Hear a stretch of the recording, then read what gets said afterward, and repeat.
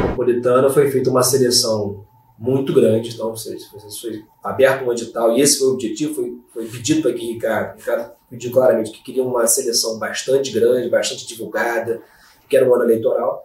Então foi feita uma seleção grande e só de inscritos foram mais de 20 mil pessoas. Também tem a lista dos inscritos. E naquele momento já tinha sido determinado, numa reunião comigo e com o Ricardo, que ele iria dividir e lotear entre vereadores e deputados da base. De 30 a 50 vagas para cada um. Mas havia provas? O quê? Então, existiam as provas e essas provas todas foram conduzidas para que dessem o resultado que eles queriam de admissão daqueles grupos.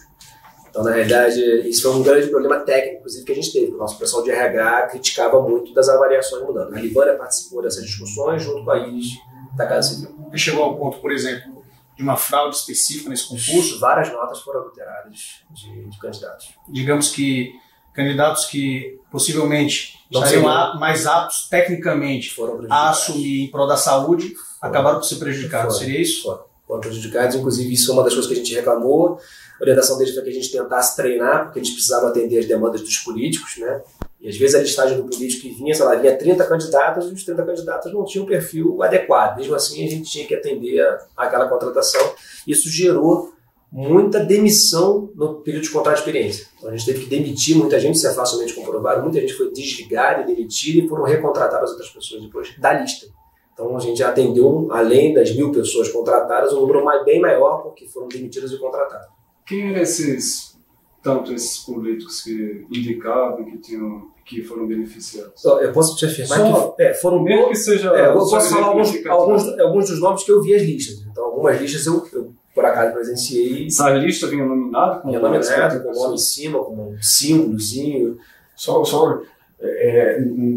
Puxando um gancho, doutor Gatena, no anexo 11, lá tem uma nota de rodapé, em que Daniel cita os deputados estaduais Wilson Filho, Ricardo Barbosa, Gervásio Maia, Vaz Bezerra. Ele cita, mas é só para a gente ver se é atual. Mas alguma além desse? Tem, além desse, vereadores. Que eu vi que foi muito citado, vereador e deputado estadual. Vereadores e deputados estaduais. Vereadores de João Pessoa, vereador de Santa Rita, e deputados estaduais da base. E por esse foi um grande motivo. Federal tem algum? Teve. O Gervásio era candidato a deputado federal nessa altura. Eu acho que o Wilson Filho era deputado federal e vinha coisa da deputado estadual. Eu acho que eles trocaram, ele e o pai, eles trocaram. Enfim, de um modo geral, todos os candidatos que eles tinham apoio, que era da base do governo, eles indicaram e fizeram o detalhamento. A Iris teve um papel fundamental. E ela que centralizou o recebimento dos deputados e dos vereadores. E ela continuou no novo governo? Continuou no novo governo. E ela é uma pessoa de extrema confiança de Ricardo Coutinho. Por isso que eu falo que a ligação é intrínseca. Então, confirmando ou refutando, se eu estiver equivocado, o Adilson, então, ele era quem concentrava os pedidos que você falou das pessoas fora do perfil. Fora do perfil de atendimento. Do perfil de atendimento. Esses deputados da base, cujos nomes você simplificou, dizendo que havia outros, enfim, todos você chegava a ter contato com eles? Alguns eu conhecia ao longo do tempo. Eu, de um modo geral, evitava, até por orientação do Ricardo, de ficar me expondo, né? Ou seja, como ao longo do tempo eu comecei com a Cruz Vermelha, depois da Cruz Vermelha a gente expandiu para o IPCEP, tinha um laboratório, então era difícil eu ficar aparecendo. Então eu, de um modo geral, procurava não aparecer. Agora, porém... Mas era a orientação do Ricardo? Você não ter contato com eles? Para evitar contatos com... Mas por quê?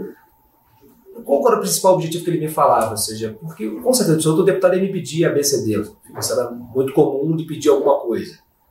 E aí eu vou ter duas soluções. Se eu dissesse sim, eu automaticamente estaria abrindo um canal com um cara que era bom por um lado, mas ruim por outro, que significava que eu faria também no governo. Então exporia o governo. Esse era o pensamento do... Se eu falasse não, o cara ia ficar puto. E automaticamente podia querer perseguir a gente na Assembleia, alguma coisa desse tipo. Só uma questão ainda para a gente avançar em relação ao ponto anterior, ainda dessa seleção. Essa questão de não contratar exatamente as pessoas mais aptas, a gente está falando de saúde. Saúde é um tema que é caro para a sociedade. Então, a pergunta seria o seguinte: isso não chegou a ser ponderado com eles? Olha, chegou diversas vezes. Talvez não por aí. Diversas vezes.